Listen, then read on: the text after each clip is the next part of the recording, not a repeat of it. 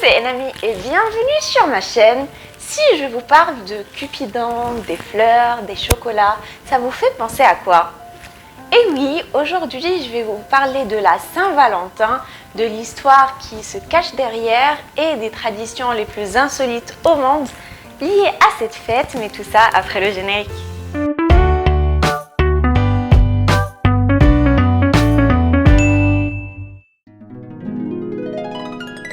Commençons par l'histoire de la Saint-Valentin.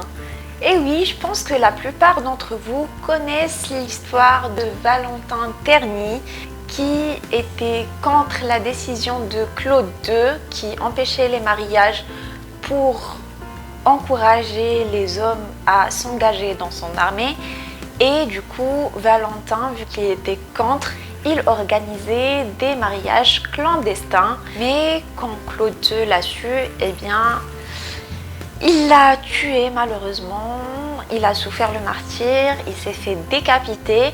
L'Église a mis en place la fête de la Saint-Valentin pour lutter contre la fête païenne des Lupercales qui consistait à ce que les hommes pourchassent des femmes sur la place publique et les frappent à l'aide de lanières de porc de bouc, et c'était censé leur apporter fécondité et bonheur lors de leur grossesse.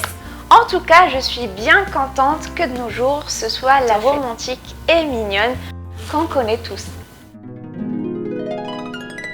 En France, on fête la Saint-Valentin en offrant des fleurs, des chocolats ou tout simplement en se faisant une sortie.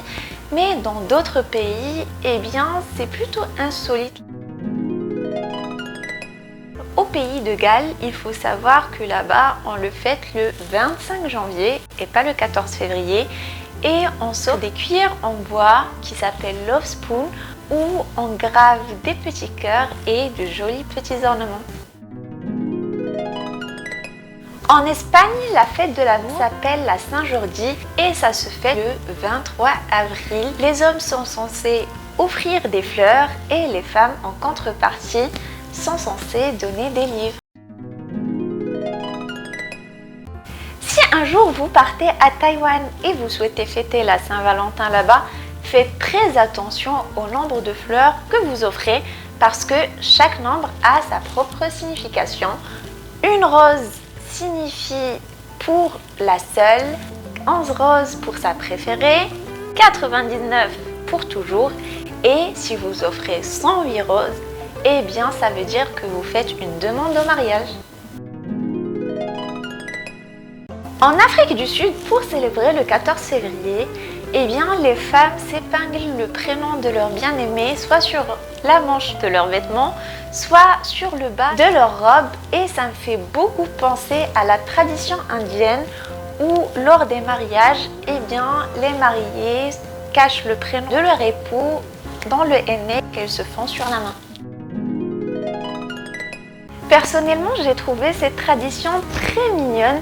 En Russie, la fête de l'amour est célébrée le 8 juillet et pour les couples qui sont mariés plus de 25 ans, ils sont félicités avec une médaille d'or, et pour les jeunes couples, eh bien, ils s'offrent des bijoux entre eux. Et pour le 14 février, ils peuvent aussi s'offrir de petits cadeaux comme des chocolats. Au Japon, c'est chacun son tour. Le 14 février, c'est les femmes qui offrent des cadeaux à leur entourage, mais pas seulement à leur moitié, mais aussi à leurs amis, à leurs patrons. Et le 14 mars, eh bien, c'est aux hommes d'offrir des cadeaux et ça s'appelle le White Day, tout simplement parce qu'à l'époque, eh bien, il n'y avait que du chocolat blanc qui était vendu aux Japonais. En Finlande, on peut dire que la tradition est plutôt drôle. Il y a une course qui est organisée chaque année et ça s'appelle la course de portée de femmes. Et les couples disputent une course parsemée d'obstacles où les hommes portent leurs femmes et font une course. Le but, c'est d'arriver le premier, bien sûr. Et devinez, c'est quoi le prix du gagnant? Eh bien, c'est le poids de sa femme en bière.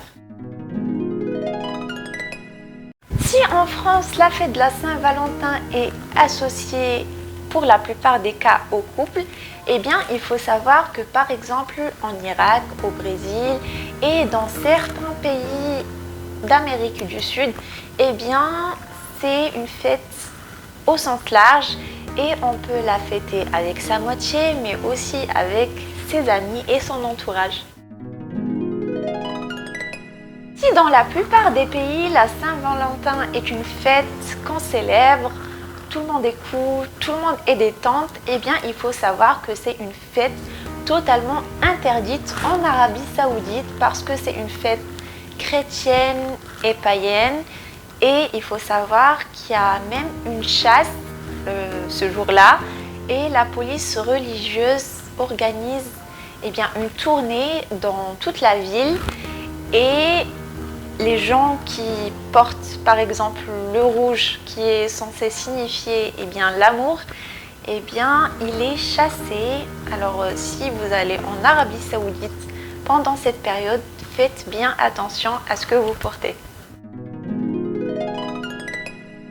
À Singapour, la tradition veut que les célibataires inscrivent leur nom et leur numéro de téléphone sur une mandarine, qu'ils la jettent dans la rivière et qu'ils laissent le hasard faire les choses en espérant trouver un mari, un fiancé ou leur moitié.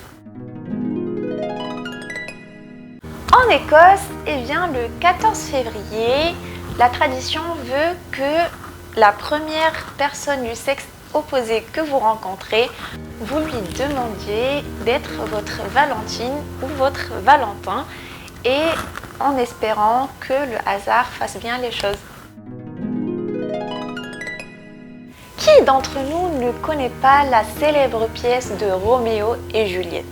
Je pense que personne. Et savez-vous que chaque année, pendant la Saint-Valentin, bien, il y a à peu près 1000 lettres qui sont envoyées à Juliette, à la ville de Vérone en Italie, où la pièce s'est jouée.